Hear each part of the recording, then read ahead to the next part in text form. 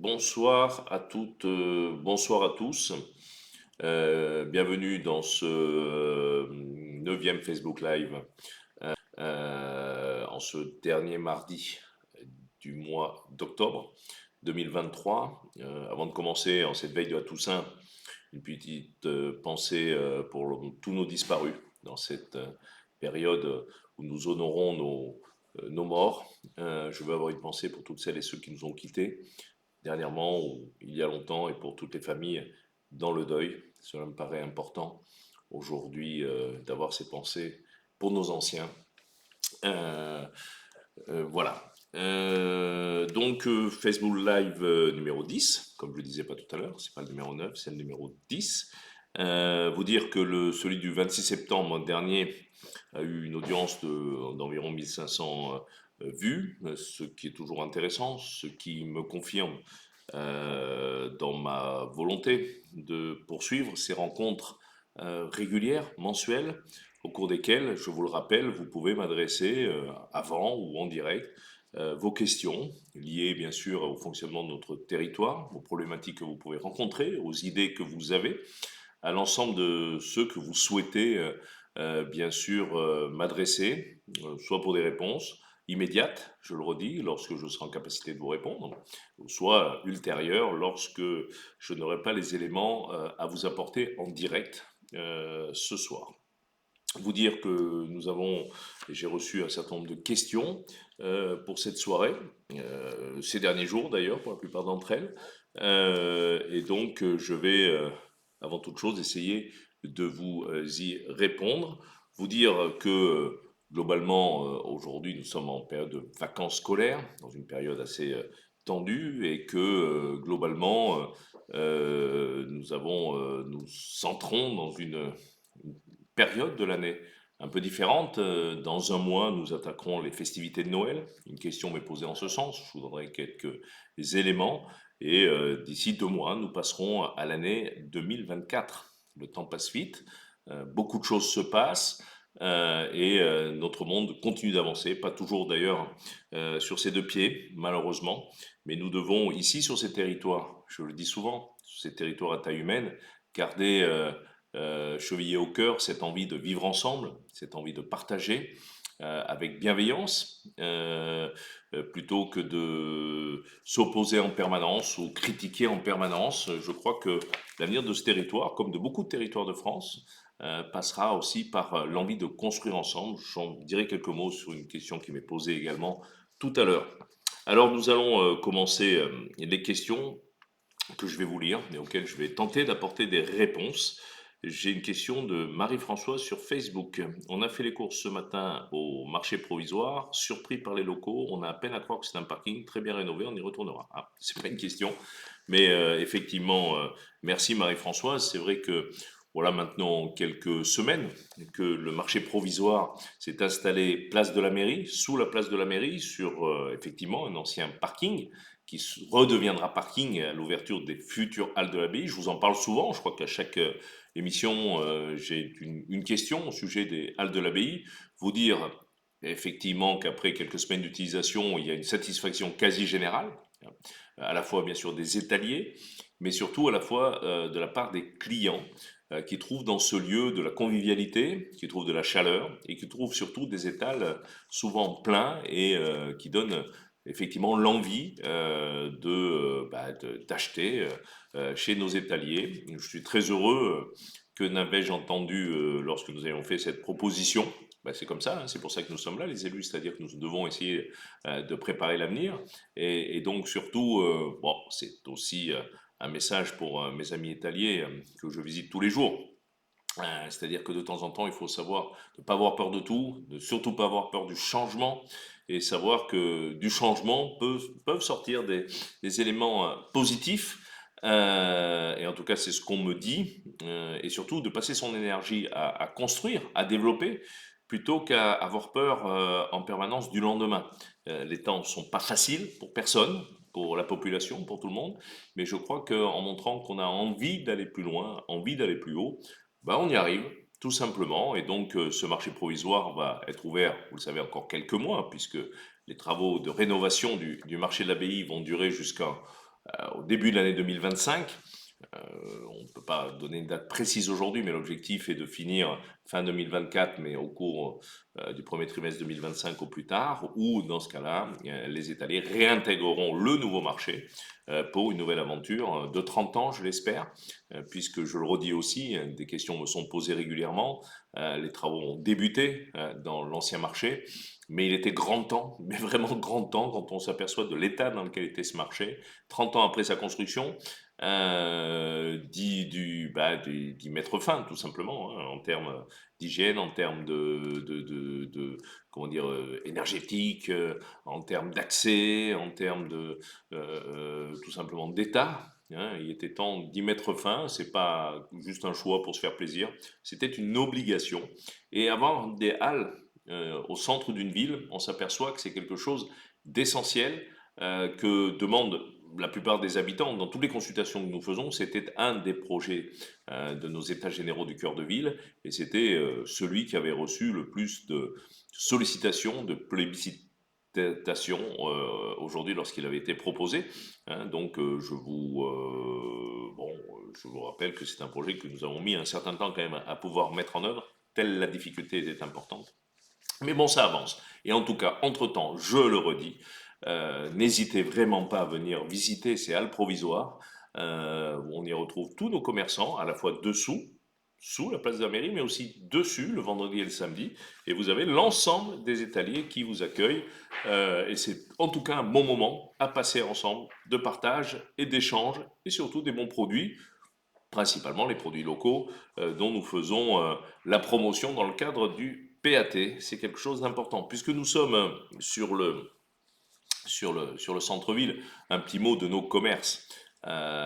J'ai réuni la semaine dernière les commerçants volontaires pour une réunion de travail comme régulièrement, tous les 2-3 mois, j'invite les commerçants à venir échanger sur leurs problématiques. Donc plus de 140 commerçants étaient présents à cette réunion. Ça a été l'occasion d'échanger sur leurs problématiques nombreuses. Et je veux le redire ici, j'ai bien conscience de la difficulté actuelle, vu la situation économique, l'inflation galopante, il y a une baisse de la consommation de nos concitoyens importante qui impacte tout le monde et entre autres le commerce de cœur de ville, même si les chiffres le montrent, celui-ci résiste mieux que beaucoup d'autres cœurs de ville. Il y a beaucoup de gens qui passent chaque jour en ville d'Alès. Et donc, je veux redire ici, et vous verrez dans quelques jours, des initiatives pour essayer de promouvoir ce commerce de centre-ville, cette proximité, la qualité de l'accueil de nos commerçants, la qualité des produits vendus, le conseil donné, et puis surtout la possibilité de toucher ce que nous voulons acheter. C'est vrai que, vous savez, je suis un grand défenseur, un ardent défenseur des commerces de proximité, du centre-ville et de quelques commerces de la périphérie qui ont aussi leur rôle à jouer dans une économie locale, au détriment, bien sûr, des commerces par Internet qui ne nous contentent pas souvent dans les produits reçus. Et donc, je vous le redis, consommer en cœur de ville, c'est préserver aussi l'avenir d'un territoire. Et donc, penser à nos commerçants, il faut qu'ils restent ouverts, ils souffrent en ce moment, mais se garer en ville, c'est facile. N'écoutez pas aussi ce qu'on entend. Chaque jour que Dieu fait, il y a entre 200 et 400 places disponibles dans nos 4200 places de stationnement de cœur de ville. C'est facile, nous les comptons, ça s'affiche en cœur de ville. Donc contrairement à ce qu'on entend un peu trop souvent, écoutez, on peut se garer assez facilement. Alors pas devant obligatoirement le commerce que nous voulons visiter, mais entre les navettes gratuites qui vous transportent dans tout le cœur de ville, entre les parkings gratuits, au champ de foire de l'autre côté du Gardon, entre les parkings de structure, moins de 2 heures c'est gratuit, on peut venir très facilement et quasi gratuitement aujourd'hui en ville. Donc allez à un mois de début des fêtes de Noël, pensez dans vos budgets et j'espère que effectivement les fêtes de Noël seront l'occasion de pouvoir se faire plaisir à nous-mêmes, à nos enfants, à nos familles, à nos parents, à nos frères et sœurs. Et donc penser à nos commerces de cœur de ville. C'est très important aussi pour l'avenir d'un territoire, d'avoir un territoire qui vit. Je le redis, et vous le savez qu'ici, sur Alès, nous sommes nous sommes des ardents défenseurs de ce cœur de ville, je veux le redire, dans une ville dans laquelle il est facile et aisé de se déplacer. Nous en reparlerons dans quelques instants. Donc merci Marie-Françoise. Donc j'avance Laurence par mail. Bonjour, en tant qu'habitante, je voudrais savoir ce qu'il est prévu pour le stationnement dans la Grand Rue Jean Moulin une fois les travaux terminés. Les habitants sont très inquiets car tout le monde ne peut pas se permettre, moi-même compris, de prendre un garage ou un parking en location cordialement. Là aussi, j'en ai parlé, je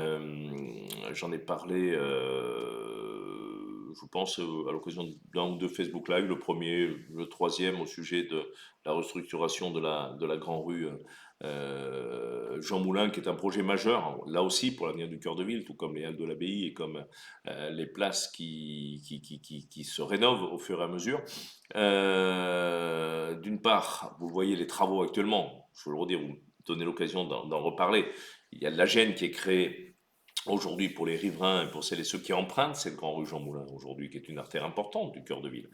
Vous dire, vous avez vu durant l'été, au mois de mai, juin, juillet, août, septembre, des grosses tranchées réalisées dans la grande rue Jean Moulin. Il s'agissait de rénover totalement le réseau de chauffage urbain qui passe par là. Il était usé, tout simplement. Il fallait changer les canalisations. Il nous a paru de bon sens quand même de remplacer l'ensemble des canalisations du chauffage urbain avant de passer à la rénovation de l'espace urbain lui-même, c'est-à-dire à la plantation de toute la végétation qui va prendre place dans cette place avec le dégoudronnage d'une partie de cette artère et puis surtout après le traitement des surfaces qui va maintenant commencer dans les prochaines semaines. Vous avez vu, peut-être nous avons enfin attaqué le démontage de la fameuse dalle côté copropriété, côté Gardon, hein, si jamais, pour ceux qui ne voient pas d'où il s'agit, qui va nous permettre là aussi de poursuivre la rénovation des bâtiments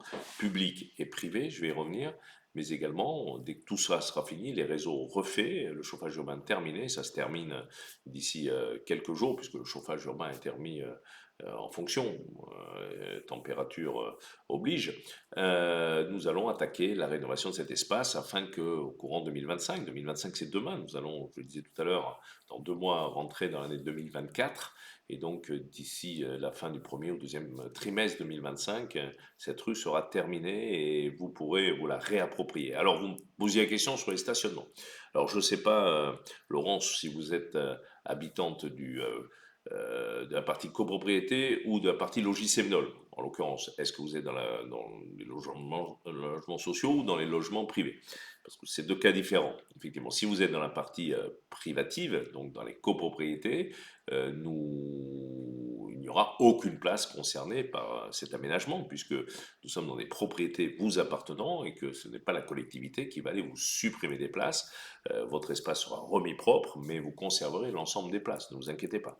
Si vous êtes côté HLM, il y a plusieurs possibilités qui vont s'offrir à vous, et notamment le fait de pouvoir accéder à des parkings souterrains, enfin des parkings de structure. Là aussi, c'est quelque chose d'important de mettre ces biens en sécurité tranquillement. Alors, si vous n'en avez pas les moyens, sachant que les tarifs sont disponibles au logis Sévenol, qui ne sont pas hors de prix par rapport à ce qui s'est pratiqué ailleurs dans des villes équivalentes. Je le redis aussi, c'est toujours trop cher quand on paye, mais à un moment, un service, ça coûte toujours à quelqu'un.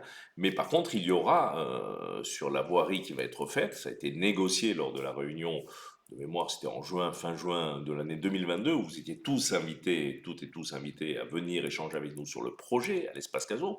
Plus de 400, la salle était pleine, il va y avoir plus de 400 riverains de la Grande Jean Moulin. Nous avons validé ensemble à la fois la mise en sens unique d'une grosse partie de cette rue, pas la totalité, une grosse partie, pour pouvoir mettre ce qu'on appelle longitudinalement à cette voie de circulation des places de stationnement. Alors, globalement, quand on additionne l'ensemble des places, elles sont toutes recréées. Mais je vous rassure, nous avons fait des enquêtes et des études. Beaucoup des personnes qui venaient stationner dans cette grande rue Jean Moulin n'étaient pas des habitants de cette grande rue Jean Moulin. C'est pas mal de gens qui venaient travailler en ville et qui profitaient de venir se garer dans cette grande rue Jean Moulin. C'est pas l'objet. C'est pas l'objet. Quand on travaille à la qualité de vie, il faut aujourd'hui permettre aux habitants nombreux de ce très beau quartier d'Alès de pouvoir avoir des espaces dans lesquels on puisse se promener avec nos parents, nos enfants, nos grands-parents en sécurité, avec de la verdure qui va permettre, là aussi, je l'espère, de pouvoir diminuer les températures dans cet espace urbain qui, pour l'instant, est totalement goudronné et bétonné. Totalement goudronné et bétonné. C'est plus que les gens attendent en 2023 du traitement des espaces urbains. Et donc, voilà pourquoi les places seront aménagées différemment. Il y aura un peu moins de place ici sur l'espace public, mais il y aura autant de place sur l'espace privé. Voilà, mais tout ça a été validé par l'unanimité, quasiment. Il me semble une personne semblait pas très favorable, mais je crois que c'était plus dogmatique que réfléchi sur cette affaire-là. Mais nous verrons, les plans existent. Vous avez dû recevoir d'ailleurs dans vos boîtes aux lettres une plaquette qui vous explique à la fois ce qui va être fait concrètement et comment ça va pouvoir fonctionner. Parce que je vous rappelle que nous sommes dans le cadre de la rénovation urbaine, que nous avons d'énormes financements et que l'objectif, c'est vraiment de reverdir et de renaturer cet espace qui est un lieu vraiment de vie et un lieu auquel, pour ma part, je crois beaucoup dans le cadre de l'avenir du cœur de ville d'Alès. C'est quelque chose, me semble-t-il, d'important. Euh, Armand par mail. Bonjour Monsieur Rivinc, ce n'est pas une question. Ah, c'est loin avant le prochain direct, mais je souhaitais vous dire toute ma gratitude et mon admiration. Oh, ça c'est gentil. Oh, bah, celle-là j'aurais dû.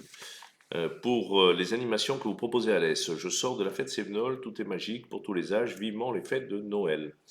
Bah écoutez, merci Armand. Ça fait toujours plaisir de temps en temps d'avoir quelques remerciements, hein. Donc effectivement, je crois que beaucoup me le disent dans la rue, hein. C'est vrai que les festivités organisées tout l'été, la fête Sévenol, permettent à tout le monde, de façon majoritairement, voire exclusivement gratuite, de pouvoir avoir des festivités aujourd'hui et de pouvoir sortir de chez soi, rencontrer d'autres personnes et puis surtout avoir des activités. Alors, je ne vais pas vous annoncer toutes les festivités de Noël, mais il se trouve que on m'avait passé une note sur cette affaire. Donc vous dire qu'effectivement, en accord et à la demande des commerçants, nous allons mettre un beau programme des festivités de Noël afin de faire venir en centre-ville le maximum de personnes. Et cela débutera, notez-le, le 2 décembre par une inauguration avec des illuminations, un feu d'artifice, avec des défilés de mascottes, et puis un certain nombre, et puis tous les dimanches, certains mercredis, les samedis, puisqu'il y a peu de vacances scolaires avant Noël, je crois que les vacances scolaires sont la veille de Noël.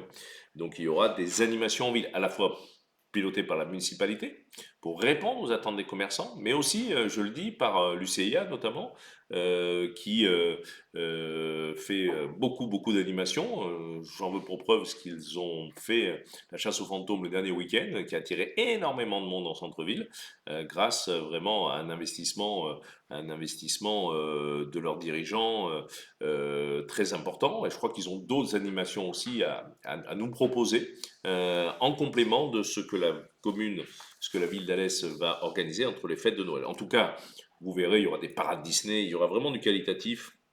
Il y aura des jeux, il y aura toujours la patinoire qui va être déplacée cette année, qui sera sur la place des Martyrs de la Résistance de mémoire, parce que bah, il y a le marché le vendredi et le samedi, place de la mairie. Il faut laisser la place, on ne va pas redéplacer le marché pendant les festivités de Noël. Il y aura le marché de Noël devant le cratère, comme l'année dernière, mais avec plus de chalets, puisqu'on a de plus en plus de demandes, et ça c'est plutôt une bonne chose. Et puis il y aura les illuminations qui vont essayer d'être améliorées tout en maîtrisant là aussi nos dépenses. Il n'est pas question de dépenser outre mesure de façon irresponsable. Vous savez que l'énergie a augmenté, mais nous essayons, entre le passage en LED, entre un certain nombre de décisions qui sont prises sur les motifs, de pouvoir effectivement toujours conserver le l'attractivité de notre beau cœur de ville. Je le redis, notre beau cœur de ville. Venez le visiter pour ceux qui ne viennent pas souvent, vous verrez que vous y trouverez beaucoup de choses. Et puis, l'année 2024, j'en profite aussi, vous savez, bon, je m'en suis pas caché, et puis bon, on est passé à autre chose, mais même si on a toujours ce petit regret de ne pas avoir été désigné capitale française de la culture en 2024, nous sommes quand même vice-capitale française de la culture, que nous avons terminé deuxième. Hein. Donc c'est quand même un beau titre pour notre part, mais je m'étais engagé. Et donc d'ici quelques semaines, j'annoncerai les festivités, on va dire les animations culturelles spécifiques à l'année 2024, parce que nous allons quand même fêter l'année 2024. Hein. Je crois que nous en avons bien besoin, comme je disais tout à l'heure. Et donc pour l'année 2024, nous nous préparons sur l'année, sur l'agglo, à l'Est, mais toutes les communes de l'agglo, plus de 600 manifestations. 600 manifestations. Et donc j'annoncerai ça en fin novembre dans le cadre d'une thématique à l'ESAGLO, Scène des Mondes. Vous allez voir avec des choses assez extraordinaires, avec bon, des participations. On a demandé de nous aider financièrement à beaucoup de partenaires. Et donc c'est un véritable plaisir. Nous n'avons pas été désignés capitale française de la culture, mais nous aimons la culture. Et la culture, c'est quelque chose qui nous permettra aussi de réunir toutes les générations, toutes les catégories sociales dans des grands moments de joie, de plaisir, de fraternité.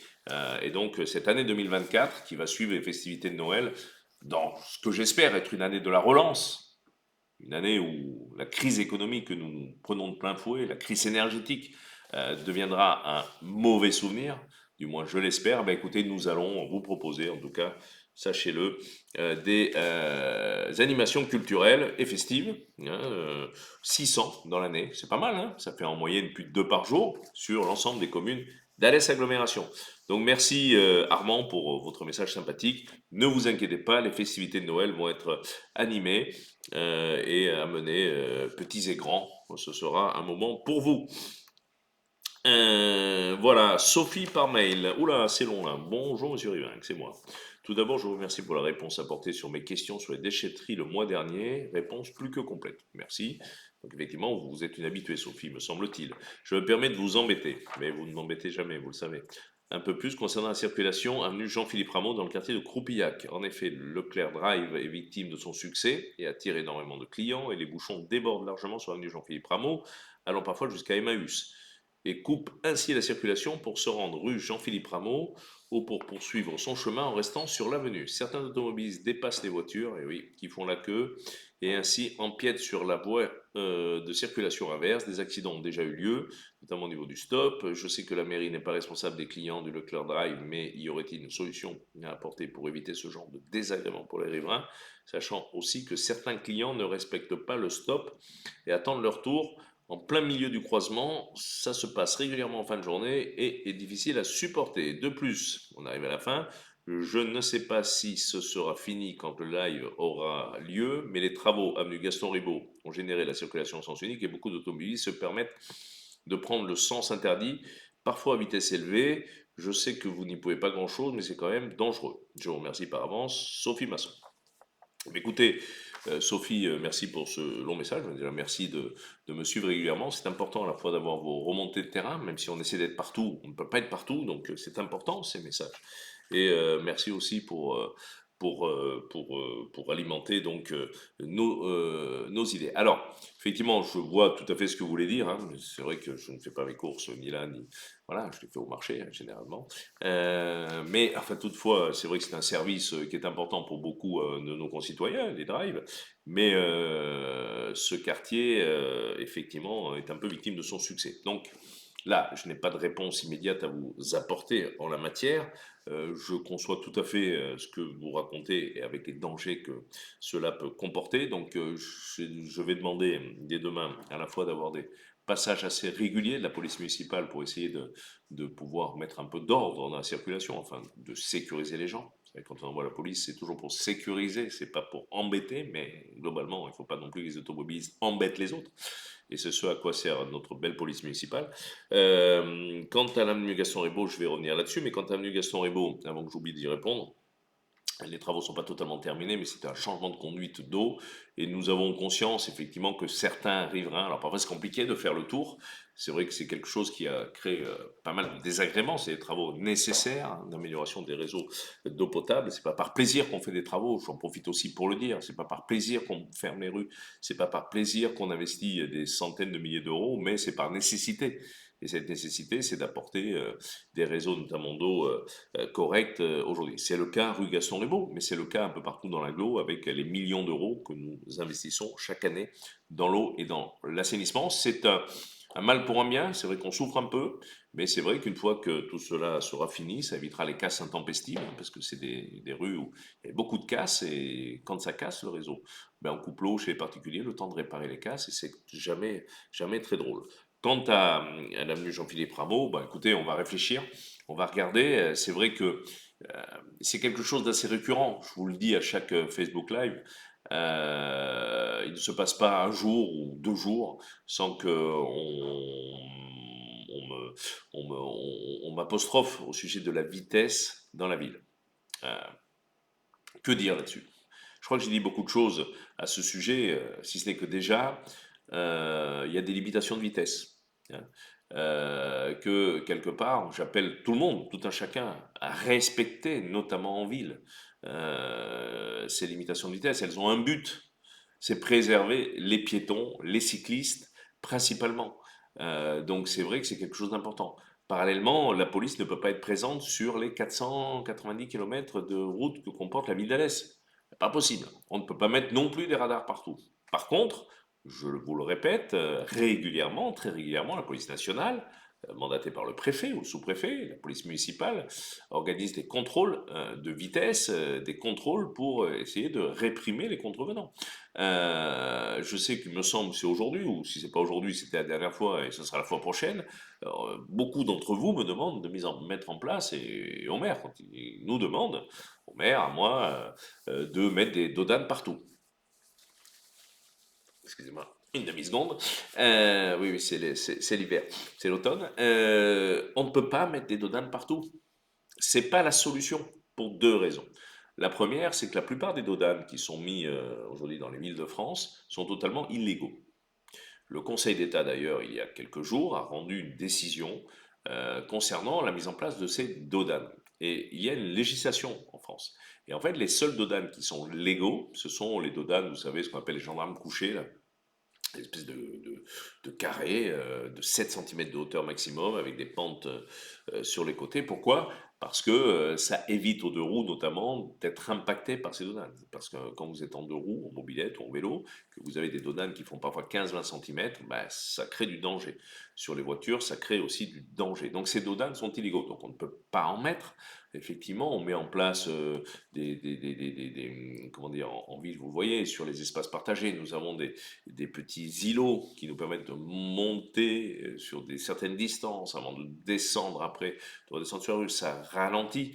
Mais en fait, c'est pas que la solution. Il y a des solutions que nous mettons en œuvre. On le voit par exemple au Rieux, où nous mettons des chicanes, nous mettons en sens unique parfois. Mais il faut savoir que chaque fois que nous mettons quelque chose pour empêcher la vitesse, on enlève aussi un peu de facilité pour les autres. Quand vous chicanez quelque chose, que vous êtes obligé de vous arrêter d'un côté pour attendre que la voiture d'en face passe, vous accélérez parfois pour passer avant elle, et vous créez, voilà. C'est très compliqué de gérer la vitesse. Et pourtant, on a le sentiment, effectivement, que c'est quelque chose qui est très en danger. Alors, je veux pas, je veux pas dire des choses qui pourraient être démenties dans les prochains jours, mais heureusement, et je touche du bois en disant ça, malgré tout ce sentiment de vitesse, parfois c'est vraiment de la vitesse et puis parfois on ressent également un sentiment de vitesse parce qu'on est à proximité de la route, on est à proximité des voitures et parfois vous savez, vous faire doubler par quelqu'un qui roule à 40 à l'heure dans un endroit où il est autorisé de rouler à 50, ça peut être très impressionnant. Et même quand on roule à 40 à l'heure, si on doit freiner en vitesse parce qu'un enfant traverse la route, c'est très compliqué de s'arrêter rapidement. Il faut avoir cette conscience. C'est pour ça qu'on a créé les zones 20 et les zones 30 à l'heure, où là, effectivement, quand les gens dépassent ces 20-30 à l'heure, ça soit régulièrement. Mais sachez que nous intervenons quand nous prenons les gens sur le fait pour essayer justement de lutter contre ça. Mais c'est pas simple. Je ne vais pas vous mentir. D'ailleurs, il n'y a aucune ville de France qui a trouvé la solution, à moins d'interdire les voitures. La seule solution pour éviter la vitesse, c'est d'interdire les voitures. Sauf que vous le savez aussi, dans des villes comme celle d'Alès, interdire la voiture n'a pas vraiment de sens au moment où, effectivement, ici, quand on habite une petite commune rurale aux alentours d'Alès, si on vient sur Alès, on n'a que sa voiture pour circuler. Mais je le redis, je le conseille, notamment en cœur de ville. Mais là, vous ne parlez pas particulièrement du cœur de ville. Mais même en cœur de ville, il y a des parkings en périphérie qui permettent de déposer sa voiture, de prendre le bus, tout ça est gratuit. Gratuit. Et donc de pouvoir se déplacer à la fois en toute sécurité en centre-ville, mais de pouvoir surtout être véhiculé jusqu'à l'endroit où on souhaite aller. avec les 3 navettes qui nous coûtent quand même 1 million d'euros par an. Je le redis, c'est un choix politique fort de dire que aujourd'hui ces 3 navettes électriques qui ne polluent pas permettent, on peut changer de navette de la bleue à la orange, de la orange à la verte, de la verte à la bleue, et aller dans toutes les rues du cœur de ville. Ça sert les populations qui habitent. Vous habitez Grand Jean Moulin, tout à l'heure il y avait une personne qui m'en parlait, avec la navette orange, entre nous, vous allez en ville sans voiture. La navette orange va vous amener en cœur de ville, vous arrivez, je sais pas, place Barbus devant le cratère, vous changez, vous prenez la navette bleue, elle va vous amener jusqu'à Kinnick-Bonnefond par exemple, et tout ça en moins de un quart d'heure. C'est un service que je trouve pas assez utilisé. Vous êtes à près de 150 000 à utiliser par an, pour quasiment 1 million d'euros de coûts pour la collectivité. Alors, on va pas remettre en cause ces navettes, mais utilisez plus, et vous verrez qu'en utilisant la navette, de 7 heures du matin jusqu'à 19 heures le soir, c'est quasiment 12 heures d'utilisation de la navette. C'est vraiment un service plus, et qui vous empêchera dans la journée de pouvoir vous servir de la voiture. Si on sert moins de la voiture, il y a moins de vitesse et surtout quand on est dans les navettes, il y a moins de danger à se faire renverser. Mais je ne peux qu'appeler chacun d'entre nous à être beaucoup plus vigilant quand on roule en voiture et à soyez assurés que partout où c'est possible, nous mettons des dispositifs en place. On ne peut pas mettre un dodane tous les mètres 50. Si j'écoutais tout le monde, en fait, on mettrait un dodane tous les 10 mètres dans la ville d'Alès. Ça n'a aucun sens. Mais par contre, par des dispositifs, et notamment par exemple en réduisant la largeur des voies. C'est pour ça que parfois vous dites, ben, on a du mal à circuler, mais plus la voie est étroite, la bande de circulation est étroite, moins on va vite. Ça a été expérimenté dans de nombreux endroits. Et donc voilà comment on essaie d'y lutter. Et c'est des centaines de milliers d'euros chaque année que nous investissons de façon régulière pour travailler les voiries et faire en sorte d'intervenir là où c'est extrêmement nécessaire. Vous pouvez voir effectivement que tout ça va prendre un peu de temps pour tout régler, mais nous avons cette volonté d'aller tout ça. Mais voilà, avant tout, c'est comme les poubelles, c'est comme beaucoup de choses, c'est comme la propreté dans la ville, c'est comme beaucoup de choses, c'est comme l'entretien du devant de chez soi. Si chacun fait un petit effort, je vous appelle souvent à l'effort individuel pour un effort collectif, si chacun fait un petit effort sur la préservation de l'espace public, de l'espace commun, en triant mieux ses poubelles, en ne jetant pas de papier dans la rue, en évitant de faire ses besoins à nos animaux de compagnie ou en les ramassant dans la rue. Si on fait attention à la vitesse à laquelle on roule, alors tout ça sont des vœux pieux peut-être, mais si chacun fait un petit effort, personne ne peut être parfait, ça n'existe pas, nul n'est parfait, mais en tout petit effort, ben, d'un côté on ferait pas mal d'économies, hein, parce que quand on paye beaucoup de personnel pour nettoyer, excusez-moi, la merde des gens, quand on voit ce que nous coûte le traitement des poubelles, je vous en ai pas reparlé depuis le premier Facebook Live en janvier dernier, c'est chaque année 24 millions d'euros. 24 millions d'euros, dont beaucoup pourraient être économisés si nous faisions tous un effort. J'ai vu que j'avais une question, m'a-t-on dit, sur le problème des biodéchets. Ça nous coûte quoi? Ça nous coûte quoi, à part l'espace, parce qu'il faut un peu d'espace, c'est vrai, de pouvoir faire du tri, notamment sur les emballages. Imaginez, je vous en parlerai lors d'un prochain Facebook Live, j'attendais beaucoup plus de ces consignes d'extension de tri. Je suis un peu déçu du résultat au bout de quasiment 10 mois d'exercice depuis cette extension des consignes de tri du 1er janvier dernier. On est encore, beaucoup d'entre vous, puisque là en l'occurrence je m'y donne à fond, ne font pas assez loin. On peut gagner 2 à 3 millions d'euros chaque année sur la gestion des déchets. Voilà, donc un effort individuel, collectif, vitesse, propreté, partage, citoyenneté, échange, entraide, eh ben, c'est la qualité de la vie qui va s'en ressentir pour chacun et chacune d'entre nous. Et ça nous coûte tous un petit peu chaque fois. Mais je sais que... Et la collectivité viendra bien sûr en surplus de tout ça, pour encore améliorer. On est là pour ça, pour mettre la cerise sur le gâteau, pour créer les conditions de tout ça. Il faut l'entendre, c'est ensemble que nous faisons société. Égalité, liberté, fraternité. C'est comme ça qu'on fait société. N'attendons pas tout de la mairie. La mairie n'a pas des budgets illimités. Les budgets de la mairie, ce sont nos impôts, nos cotisations. Je vous ai expliqué ça l'année dernière, même si on n'en paye pas beaucoup par rapport au service public rendu.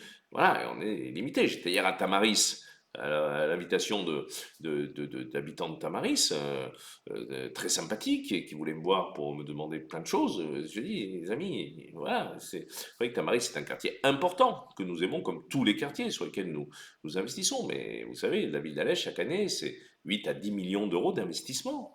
Voilà, 8 à 10 millions d'euros d'investissement. Avec l'aéroport, on arrive à faire 15 millions d'euros.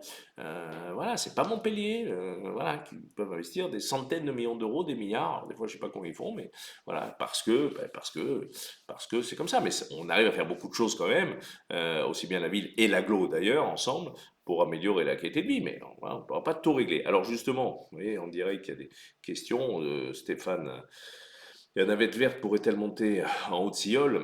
Non. Clairement non, en l'occurrence les navettes, c'est des navettes de cœur de ville. Si on fait monter la navette verte en haut de Silleul, ben, après Rochebelle, après l'hôpital, après le quai du Mas d'Ours, après voilà, et c'est plus des navettes de cœur de ville, ça devient des bus. Et vous avez les lignes de bus qui vont là-bas. Et c'est des lignes de bus que nous finançons, ça nous coûte quand même 14 millions d'euros chaque année, ces lignes de bus avec le transport scolaire, et ces lignes de bus, c'est beaucoup d'argent aussi. Et pourquoi non sur la montée de Silleul? Tout simplement, et j'entends, j'aimerais dire oui, hein. Je veux dire, vous savez, quand vous êtes maire adjoint ou président d'un aglo, vous aimeriez dire oui à tout le monde. Mais pourquoi non? Parce que l'intérêt de ces navettes, c'est qu'elles puissent être tous les quarts d'heure maximum au même endroit. Donc si elles font une tournée qui fait une demi-heure, les gens ne l'utilisent plus parce que c'est ce qui a été démontré par toutes les études. Il faut que ces navettes, elles puissent repasser toujours au même endroit pour les gens tous les quarts d'heure. Donc on ne peut pas se balader en ville, monter de Silleul. Voilà. Là, il y a des bus. Vous avez aussi, voilà, alors je ne vais pas vous dire en vélo, hein, parce que monter de Silleul, la descente de Silleul dans un sens c'est facile, en vélo, la montée c'est un peu plus compliqué. Mais voilà, mais en montée de Silleul, quand on a la chance d'avoir une voiture, bah, on prend une voiture, on se garde dans les parkings de périphérie, et là on prend les navettes qui vous amènent partout en ville. Mais malheureusement, on ne peut pas aller partout. Je vous l'ai dit, 1 million d'euros déjà. C'est beaucoup, beaucoup d'argent. Le transport en tout, c'est 14 millions d'euros. Donc c'est beaucoup, beaucoup d'argent. Après, vous savez, on veut tout gratuit, on ne veut pas payer d'impôts. Et moi, l'argent, j'ai pas de planche à billets dans la cave. Malheureusement, j'imprime pas les billets pour faire tout ça. Donc il y a aussi les crèches, il y a aussi les écoles, il y a aussi le développement économique, il y a aussi l'éclairage public, il y a aussi voilà, l'entretien de la voirie, les stades. Il y a tout ça qu'il faut payer avec tout ça. Donc on je comprends qu'on demande, mais il faut penser que c'est dans un tout que tout ça doit se met, et le tout doit entrer dans un budget qui doit être équilibré. On n'est pas l'État, nous, hein, je vous l'ai déjà expliqué, on ne peut pas faire de déficit. Moi, je ne peux dépenser que l'argent qu'on nous donne, et donc, et encore un peu moins parce qu'il faut investir et faire ce qu'on appelle de l'autofinancement, ça, vous vous en doutez bien. Donc, cher Stéphane, j'aimerais beaucoup, mais la navette verte ne peut pas je regarde l'heure un peu parce que 19h37. Et oui, vous voyez, je vous parle parce que j'aime vous parler. En fait, bonjour, j'espère que vous allez bien. Oui, merci. Vous allez faire quoi à côté de l'école maternelle Faubourg du Soleil? Merci. Kevin Pierredon. Ah, vous voulez sûrement parler, Kevin. La question arrive donc à la file. Euh, je pense que vous voulez parler de la maison que nous avons détruite la semaine dernière. Là aussi, c'est vrai que certains m'ont posé la question. Vous avez vu que dans le cadre de la rénovation urbaine, nous avons détruit, malheureusement, je le dis, malheureusement, une très belle bâtisse dans le Faubourg du Soleil, sur la gauche de la rue des Jardins, une bâtisse que beaucoup ont essayé de rénover ces 20 dernières années, mais qui était inrénovable parce que quelqu'un avait tombé les planchers, et donc les experts nous ont dit qu'à part la détruire, il n'y avait rien d'autre à faire. C'est dommage, c'était une très belle bâtisse et j'aurais aimé qu'on la rénove. Tout est que ce n'était pas possible, donc nous l'avons détruite, et nous allons là travailler sur un parvis afin de sécuriser l'école. Donc on déplacera la voie, hein, quand on refera les voies du Faubourg du Soleil, on essaiera de garder un espace en sécurité de l'école maternelle, pour pouvoir stationner, pour amener et aller chercher ses enfants à l'école. C'est vraiment l'idée, ça nous fera un espace plus grand. Je profite pour dire d'ailleurs que sur le Faubourg du Soleil, vous voyez, les travaux vont bon train, hein. Alors c'est vrai qu'on est dans les démolitions. Quelqu'un me disait, mais quand est-ce qu'on va construire, on démolit? Mais avant de construire, il faut démolir. Et si je suis dans l'obligation de démolir beaucoup de propriétés dans le cadre de l'ANRU, ben, c'est parce que beaucoup ont abandonné ces propriétés. Voyez, et que quelque part, ça manquait beaucoup d'entretien. Et pour tout vous dire, il y a beaucoup de bâtisses Faubourg du Soleil dont l'expertise a montré qu'ils étaient atteints notamment par les termites, et qu'à ce moment-là, pour que ça ne parte pas dans l'ensemble des propriétés, ben, vous savez comment on fait, il faut démonter, il faut brûler les charpentes, il faut faire en sorte de. Donc, voilà, donc ça sera un espace et ça continue. Alors, pas aussi vite que j'aimerais, pas aussi vite que certains aimeraient, peut-être, mais en tout cas ça continue et en tout cas ça sera magnifique. Je suis en train de travailler justement sur ce qu'on appelle, j'ai une réunion je crois jeudi matin avec, nos experts et nos urbanistes pour travailler sur des îlots justement à reconstruire pour qu'on décide de l'urbanisme de demain. C'est une chance aussi, c'est-à-dire on va redessiner complètement ces parties de la ville. C'est important. Ce week-end au Sainte-Marie de la Mer, présenter une carte d'identité que le loi... Ah non, pardon, excusez-moi. Ah, Isabelle, ah oui, il faut... Isabelle Deslogis. À mon grand étonnement, il est impossible à l'aise de louer un vélo simplement. Constitution de dossier, difficulté à joindre. Ça bouge partout. Constitution de dossier, difficulté à joindre l'agence et interdit aux mineurs. Pourquoi des pistes cyclables dans ce cas? Et ce week-end au sein, c'est toujours Isabelle Delogy qui parle. Aux mineurs, sorry, no problem, Isabelle. Sainte-Marie de la Mer, il a suffi de présenter une carte d'identité pour que le regarde et payer. Alors, deux choses. Vous avez raison, c'est une bonne question qu'il faut qu'on se paye. Alors, je ne sais pas qui au Sainte-Marie de la Mer, chez qui vous avez loué des vélos. Est-ce que c'est un privé ou la collectivité, parce que vous savez, on n'est pas toujours astreint aux mêmes choses. Si c'est un privé, fait ce qu'il veut, il vous loue, peut-être même sans rien, vous payez, vous partez. Nous, c'est un peu plus compliqué, les problèmes de responsabilité, d'assurance. Donc c'est vrai qu'il y a des dossiers à remplir. On peut, je pense que c'est officiel aujourd'hui et possible à remplir en ligne. Et pourquoi pas aux mineurs? Ben parce que c'est une question de responsabilité d'assurance. Parce qu'il ne faut pas, ces vélos, c'est des vélos pour se déplacer de domicile-travail. C'est pas des vélos pour s'amuser. Alors quand on va au Sainte-Marie, c'est pour faire du tourisme, généralement, quand on y va le dimanche, pour se promener sur la mer. Mais à l'Est, c'est pour travailler, pour se déplacer. Donc on peut louer aujourd'hui des vélos, allez-y en vélo, un service que j'ai mis en place il y a presque 3 ans maintenant. Ça marche pas mal d'ailleurs. À la journée, au mois ou à l'année. Vélo assistance électrique, là aussi. Alors je ne sais pas si au Sainte-Marie vous avez loué des vélos assistance électrique ou des vélos, on va dire, à traction. Et donc c'est pas pareil non plus au niveau des responsabilités, des prix. Donc c'est peut-être tout ça, j'en sais rien. Mais il est possible de louer un vélo simplement, puisqu'on peut le louer à la journée. Et donc vous allez pour ce faire à l'agence Allez-y. Donc c'est à côté de la gare, entre la gare routière et la gare SNCF.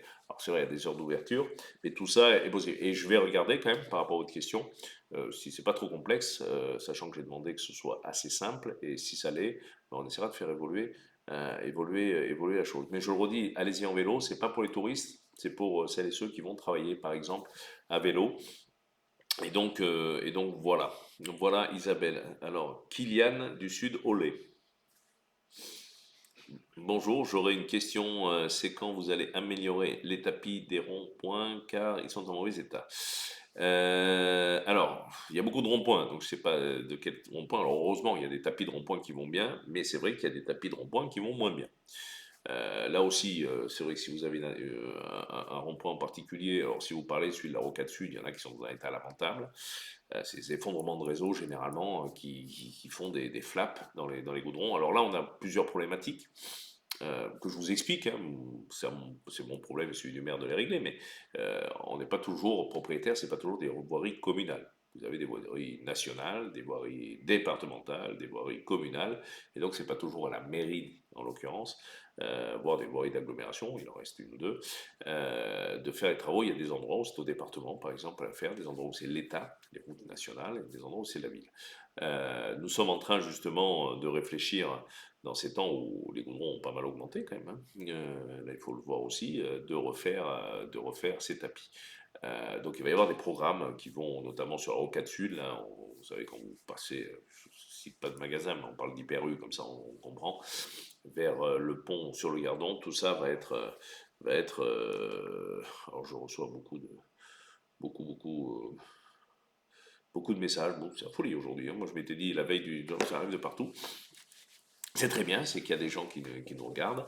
Et donc oui, ben écoutez, tous ne sont pas en très mauvais état, mais il y en a en très mauvais état et nous avons un plan de rénovation régulier. Mais si vous avez plus de détails, je les prends et je regarderai tout ça. Samantha Python, il faut que j'accélère parce que du coup je suis content d'avoir toutes ces questions en direct live. Bonsoir Monsieur Rivin, qu'il faudrait trouver un cabinet médical au docteur Auger Marie. Nous sommes de nombreux patients qui attendent impatiemment son retour. Son médecin généraliste est une Alésienne. Merci pour votre réponse. Alors, je ne vais pas vous mentir, je ne comprends pas trop la question. Il faudrait trouver un cabinet. Est-ce qu'il s'agit d'un lieu? Et dans ce cas, il n'y a aucun problème. Je peux demain lui conseiller un endroit pour son activité. Notamment, je sais qu'il y a en cœur de ville, notamment par exemple autour du Centralès, des locaux qui sont disponibles pour les médecins, des locaux privés. C'est peut-être l'occasion pour moi de vous dire deux mots sur les états généraux de la santé.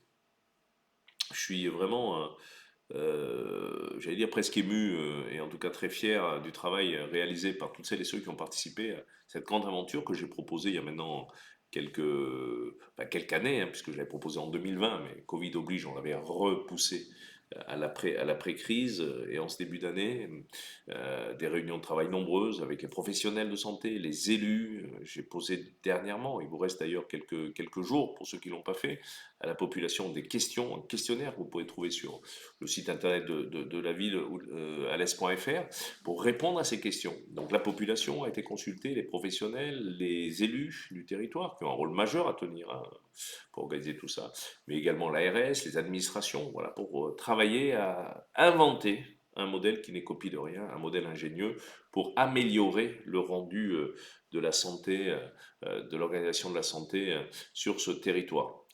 1700 propositions ont été faites. 1700. Alors, je ne vais pas vous les livrer ce soir parce que je fais le retour des États généraux ce lundi prochain, le 6 novembre, euh, devant tous les professionnels de santé et tous celles et ceux qui sont mobilisés au cratère, en présence du ministre Aurélien Rousseau, mon ami Aurélien Rousseau, qui m'avait promis de venir.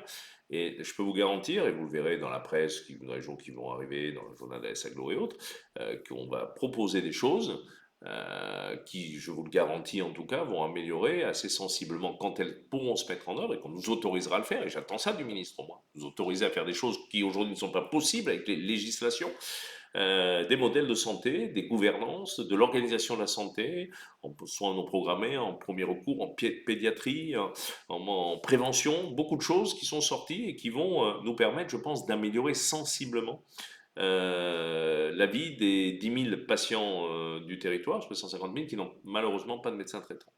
Je le dis, c'est pas le lieu, mais puisqu'il y a cette question, ça me permet de rebondir. S'il y a un peu plus de 10 000 patients qui malheureusement n'ont pas de médecin traitant, ce qui a pour conséquence parfois d'emboliser les urgences, parce que quand vous n'avez pas de médecin traitant, vous avez quelque chose, ben, vous allez aux urgences, et ça, ben, ça arrange pas l'état des services des urgences du centre hospitalier d'Alès. Et ben, en fait, on a des professionnels à qui il faut laisser plus de temps de soins, et il faut organiser tout le reste. Et donc, ça sera à travers des communautés médicales, à travers des organisations de soins qui paraissent logiques à beaucoup et qui me paraissent logiques à moi en tout cas, mais qui ne sont pas possibles. Donc, je présenterai ça la semaine prochaine. Et à ce travail, j'ai déjà évoqué à plusieurs reprises lorsque j'ai lancé les États généraux et à diverses réunions. Et ce qui est sorti, je compte là aussi sur le ministre pour pouvoir répondre à ces attentes et expérimenter ces systèmes innovants qui nous permettront d'offrir un meilleur système de santé. J'en profite aussi, vous voyez, je rebondis, même s'il y a beaucoup de questions, puisque vous avez vu qu'on a eu, là aussi, parce que j'ai entendu des choses parfois inexactes sur l'urgence du centre hospitalier d'Alès, je veux redire que jamais les urgences n'ont fermé au centre hospitalier d'Alès. Mais il se trouve que 2 soirs ces dernières semaines, vu qu'il y a eu des médecins en maladie, il a fallu ce qu'on appelle mettre en place une régulation. Mais les urgences étaient ouvertes avec 2 médecins, un pour partir éventuellement en SAMU, l'autre pour accueillir les urgences urgentes en l'occurrence, et via un téléphone au centre 15 ont été régulés, orientés, ce qui a permis à tous ceux qui en avaient besoin d'avoir accès à ces urgences. D'ailleurs, ces soirs-là, il n'y a pas eu de drame sur le territoire, il n'y a pas eu d'affolement général. Donc voilà, l'idée, c'est de pouvoir maintenir et développer ces urgences. J'ai demandé au directeur général de l'ARS de mettre en place avec nos amis du CHU de Nîmes, de Bagnoles, un système qui garantisse le maintien des urgences, parce que c'est très important, et je l'ai rappelé, lors du dernier conseil de surveillance du centre hospitalier que j'ai l'honneur de présider. Il y a quelque chose aujourd'hui pour améliorer, mais il faut réformer de fond en comble, disons-le, le système de santé.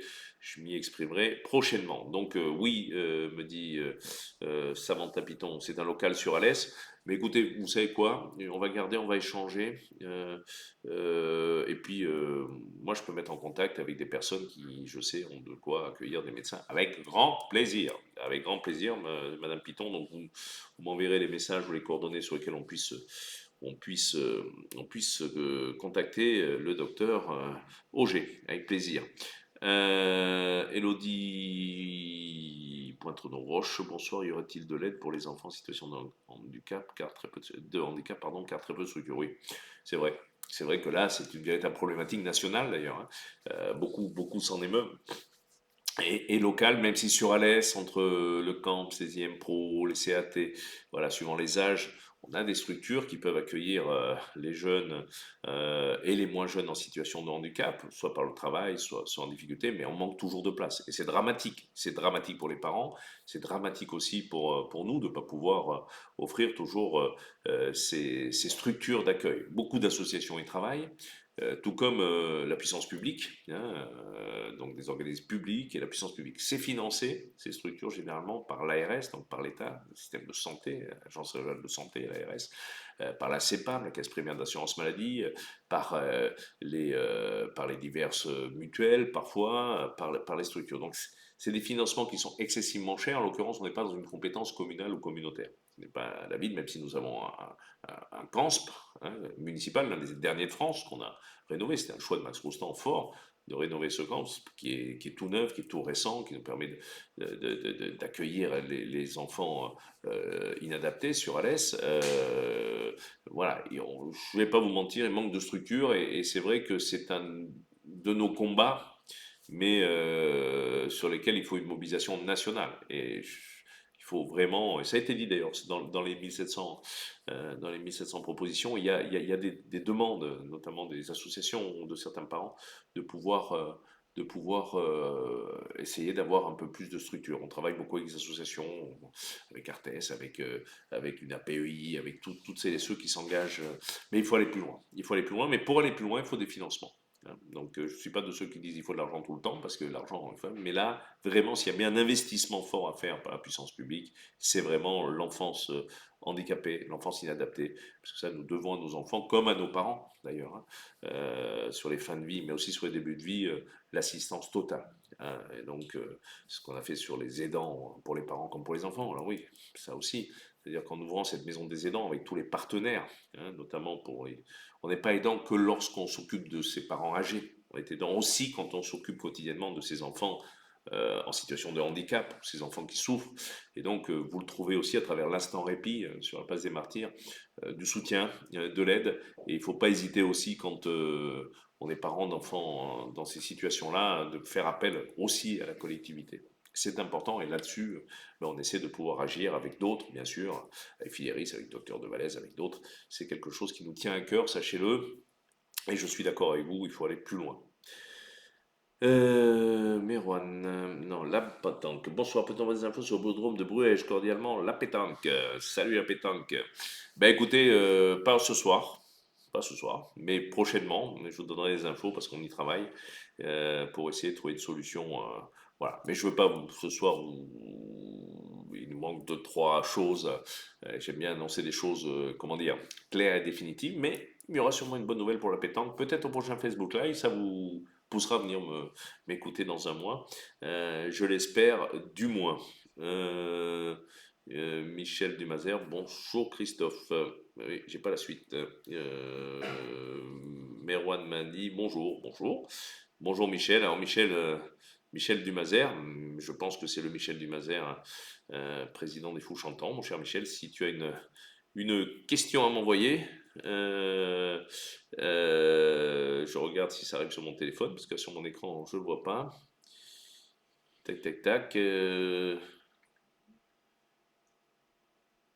Bon, on va s'appeler après parce que je ne vois pas qu'il n'y a pas de message qui arrive. Donc voilà. Et Maï Merwan, ou Merwan Maï, bah bonjour. Bah bonjour.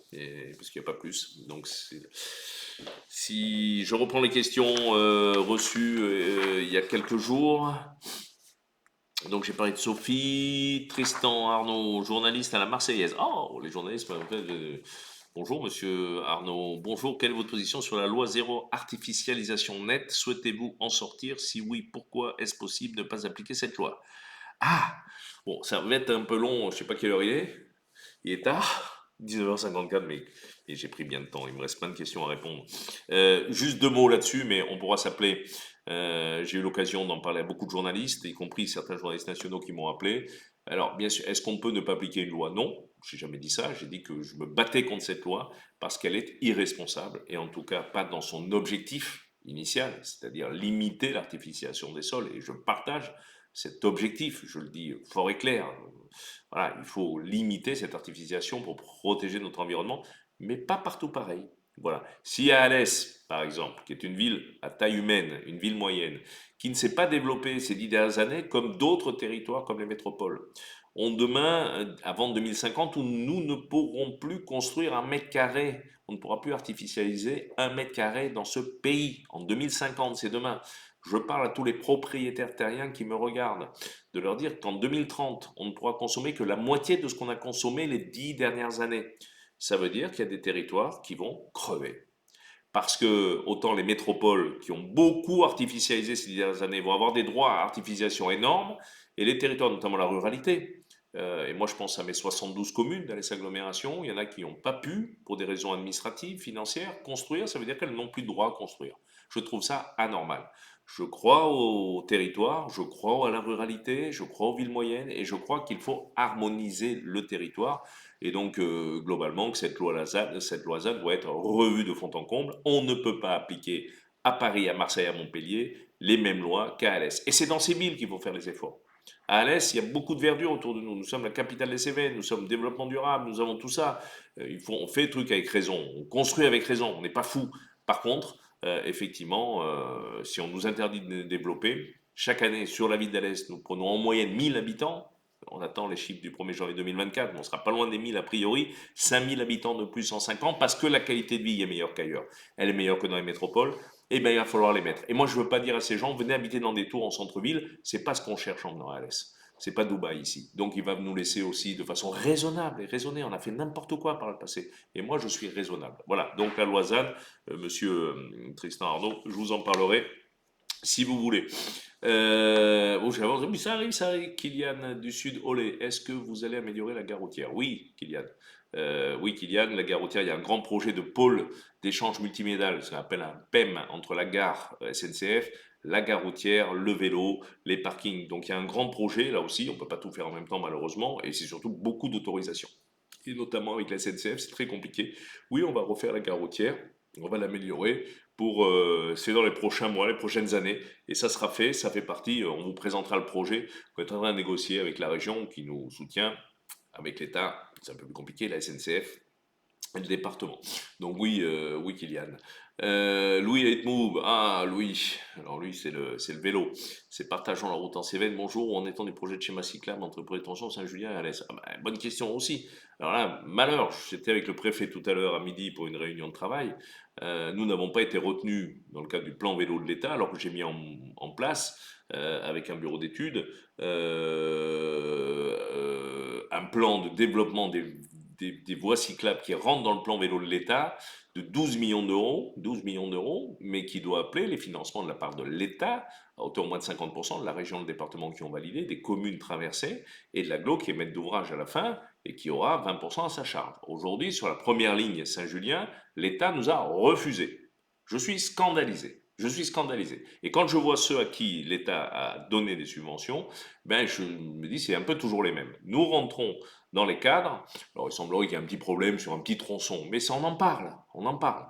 Mais donc voilà, je suis scandalisé, j'en ai parlé à monsieur le préfet qui s'est emparé de cette chose, et donc on va redéposer avant la fin de l'année un dossier, mais de toute façon nous ferons ces voies puisque c'est nécessaire de travailler sur les mobilités actives, donc ne vous inquiétez pas. Michael Berley, la SNCF semble vouloir fermer un parking aux abords de la gare. Cette décision va compromettre la possibilité pour ceux qui ont fait le choix de prendre le train d'accéder à un parc on.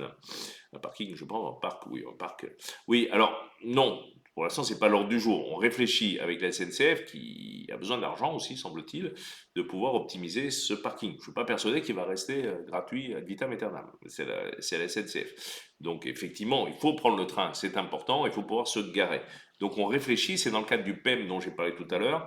Tout ça va rentrer en ligne de compte. Ce fameux parking dit de la Cernam, le parking au-dessus de la dalle, si on conserve la gare routière telle qu'elle est, ou on sera peut-être obligé de la tomber pour refaire une gare routière différente.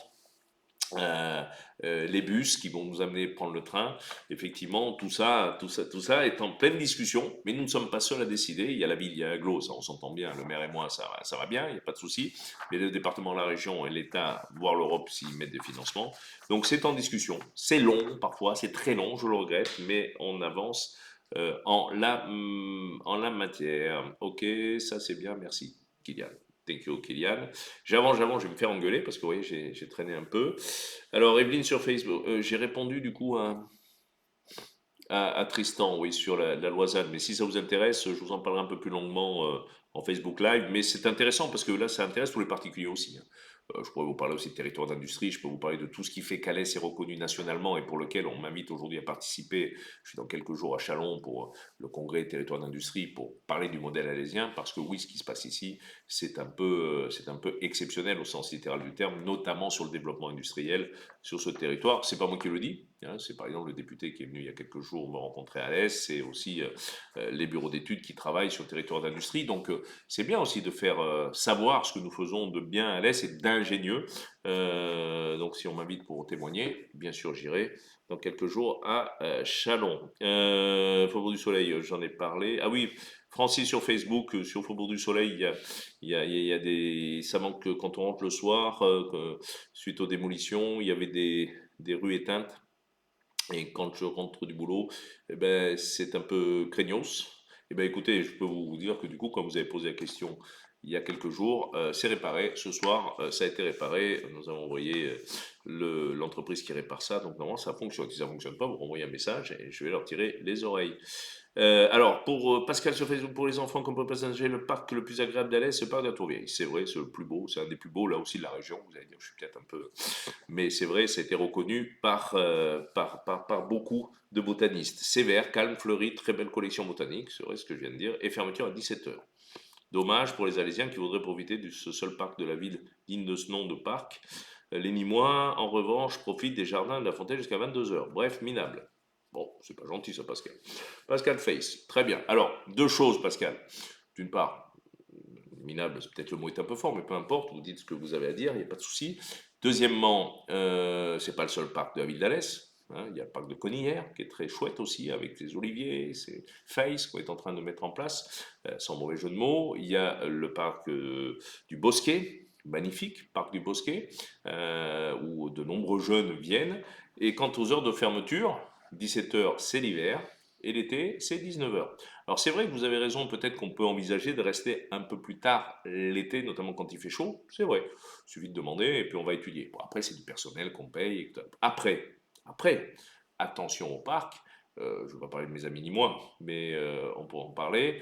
Il y a des heures où bah, les familles partent et parfois dans les parcs, il se passe des choses qui sont beaucoup moins sympathiques. On essaie de garder quand même beaucoup de sécurité dans ces parcs. L'hiver, 17 heures, parce que la nuit tombe après et que quand il fait nuit, c'est pas très sécur. Les parcs, l'été, la nuit tombe beaucoup plus tard, mais pas tout l'été. Et donc, on va regarder effectivement si jamais on peut effectivement regarder ça. En tout cas, c'est 17 heures depuis ce samedi, puisque jusqu'à la semaine dernière, c'était 19 heures pour le parc d'Artourvieille. Mais allez aussi au Bosquet.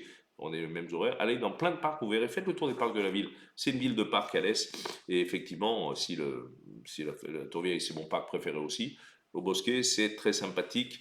Vous avez aussi, au bout du Bosquet, là-bas, le jardin d'interprétation, très important. Euh, Jade sur Insta, bonjour monsieur le maire adjoint. Pendant toutes les vacances scolaires, je suis avec ma famille en vacances dans notre maison secondaire à Général. Ah, très bien, on sort d'Alès un peu. Nous venons tous les matins à Alès, on y revient, nous promener, faire nos courses. Nous avons hâte des prochaines halles. Au passage, le marché provisoire a été très bien pensé. Merci, cette simplicité de vivre et cette sérénité qui se dégagent de votre ville sont des joyaux indescriptibles. Ouh là. Nous venons de Lille, très bien, j'aime beaucoup Lille, très belle ville, et pensons nous installer ici définitivement dans 2 ans. Eh ben, bravo et à très bientôt. Bah écoutez, à très bientôt, Jade. Et puis n'hésitez pas à prendre contact avec moi quand vous venez, surtout si c'est pour pouvoir raconter qu'effectivement la vie sur Alès, quand même, il y a des problèmes. Tout n'est pas parfait, tout n'est pas blanc-blanc tout le temps. Et il y a des gens qui souffrent sur Alès. C'est pas ce que je dis. Mais globalement, elle est peut-être plus facile qu'ailleurs parfois du fait de notre taille humaine. Evelyne sur Facebook. Comment comptez-vous équiper la ville de containers jaunes, sachant que va chercher qui veut les sacs? si j'ai bien lu les containers à compost qui seront obligatoires en janvier 2024 et bacs à compost. Non, voilà. Oui, alors j'en reparlerai parce que vu l'heure, 20h04, et les messages continuent d'affluer et c'est génial. Voilà, je suis content. Hein. Euh, et donc, Evelyne, je reparlerai des poubelles. Je vous dire effectivement que les bacs jaunes, c'est-à-dire pour le jaune, c'est pour les emballages. Donc, il y a les arbres à tri, les bacs jaunes. Certains ont encore donc certains ont fait du ramassage en porte-à-porte, d'autres on a des containers, on a des colonnes, on a tout est en train d'être développé. Quant au compost, j'en profite pour en dire un mot. Je vais en dire un mot. Au 1er janvier 2024, la loi française, pas Christophe Rivac, la loi française, nous interdit de collecter comment dire, les biodéchets. Donc ça doit être traité séparativement. C'est pour ça qu'on a lancé, et j'ai lancé la grande campagne comment dire, de fourniture des éco-composteurs individuels. C'est vrai, c'est 5000 que nous avons distribués, c'est peut-être pas suffisant. Je rappelle qu'on peut aller en acheter dans toutes les jardineries, ça coûte 20 euros la collectivité, enfin vous payez 20 euros pour avoir un bac de la collectivité, et vous avez pour 30-40 € un bac. C'est vrai que c'est réservé à celles et ceux qui ont un bout de jardin, hein, on ne fait pas ça sur un balcon, et là où il y a du collectif, j'ai déjà dit, nous sommes en train de développer, avec des associations d'insertion, la CLED, TEDAC et d'autres qui font des bacs, mettre des bacs de compost collectif où vous pourrez amener vos déchets dans les quartiers. J'ai inauguré le premier à Saint-Paul-Lacoste il y a 10 jours avec les habitants de Saint-Paul-Lacoste et le maire de Saint-Paul-Lacoste et on va le développer. Il faut un peu de temps malheureusement, c'est très long de se faire fournir des bacs, là aussi j'y peux rien, mais les budgets sont là et ça va se développer. Mais on trie et les biodéchets, on composte, on met plus dans son sac, dans ses déchets ultimes. Ces déchets ultimes. Bon, les voies vertes, j'en ai déjà parlé. Nabil sur Facebook, suite au reportage TF1, nos factures ont doublé, voire même plus. En ces temps de crise, je pense que vous parlez de l'eau, elles n'ont pas doublé les factures, hein, ça c'est sûr et certain. De crise d'inflation, nous n'avions pas besoin de ça. Je veux bien entendre qu'on vous impose à remettre les réseaux aux normes européennes, mais c'est encore nous, Français consommateurs, qui trinquons et c'est pas normal. Quand on voit notre consommation et le prix de l'abonnement, assainissement et autres, c'est à tomber par terre. Merci la Réal. C'est un peu court, mais je vous promets, comme ça vous permettra, Nabil, de venir au prochain Facebook Live, parce que 8h10, pour ceux qui regardent depuis le début, 1h10 à m'écouter, je suis pas sûr que vous ayez pas mieux à faire. Pour ma part, j'ai pas de souci pour rester. Euh, et je vais vous parler de l'eau. Ce que vous ne pouvez pas dire, parce que ce n'est pas vrai que les prix ont doublé, c'est pas vrai. Chaque année, ils augmentent afin de financer.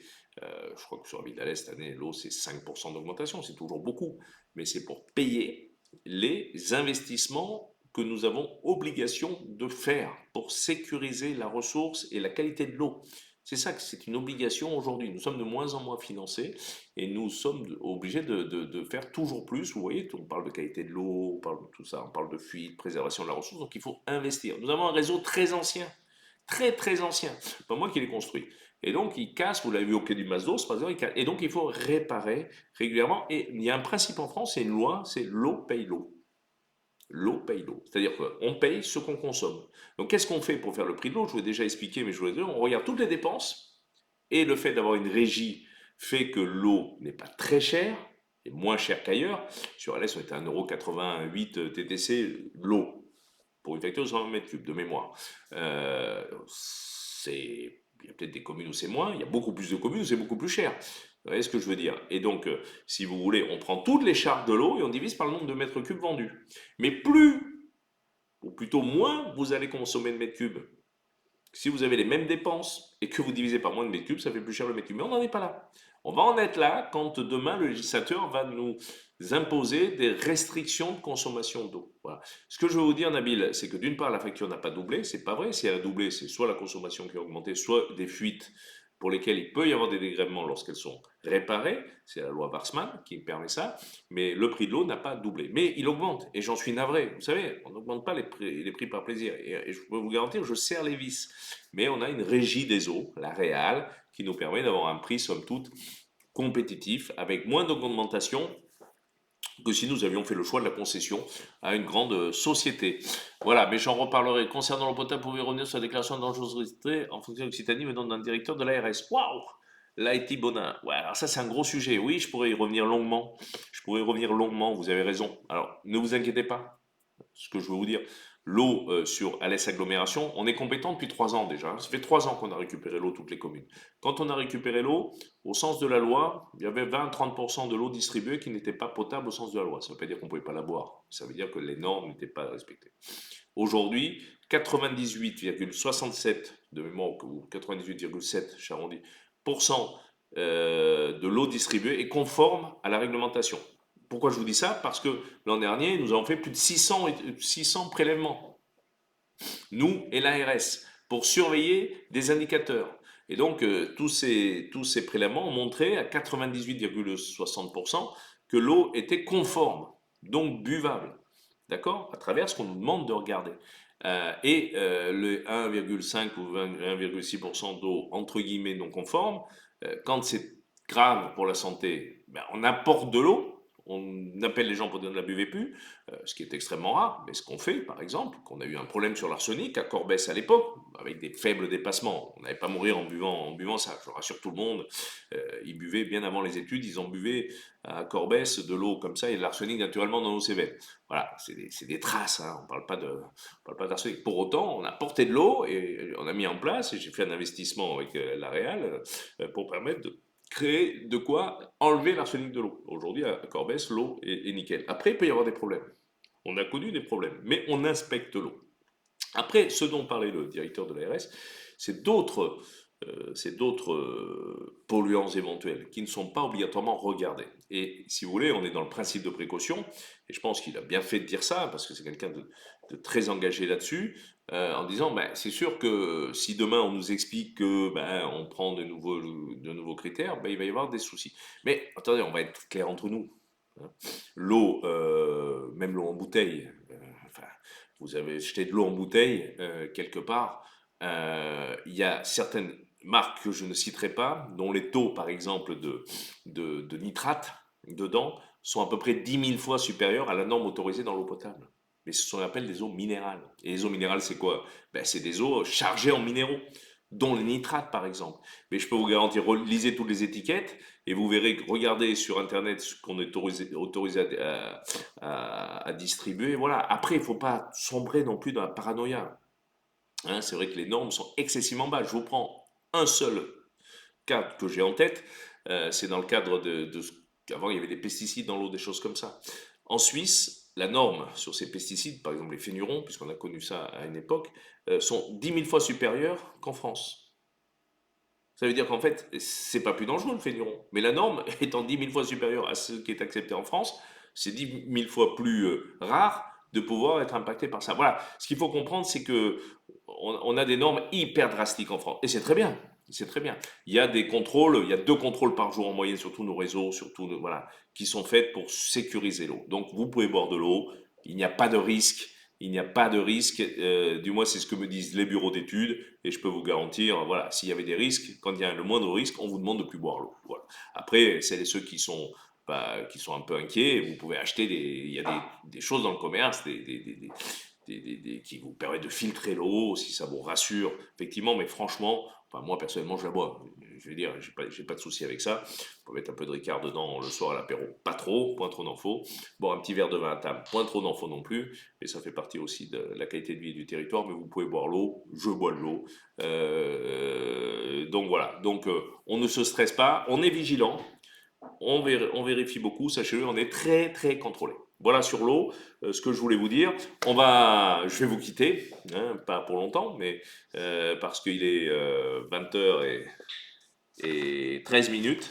Vous remercier pour autant de questions, parce que ça continue d'arriver. Voilà, je crois que c'est le record de questions. Moi, je m'étais dit, là, les gens sont en vacances, peut-être que vous avez le temps de me regarder.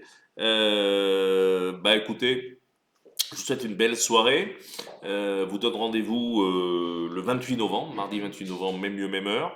Et nous serons le dernier Facebook Live avant le mois de décembre, qui, je l'espère, sera l'occasion pour chacun d'entre nous de retrouver un peu de paix, d'espoir, et surtout de passer du bon moment en famille, entre amis. Bon mois de novembre à toutes et tous. Et puis surtout, vive Alès Agglomération. Et puis à bientôt. Ciao.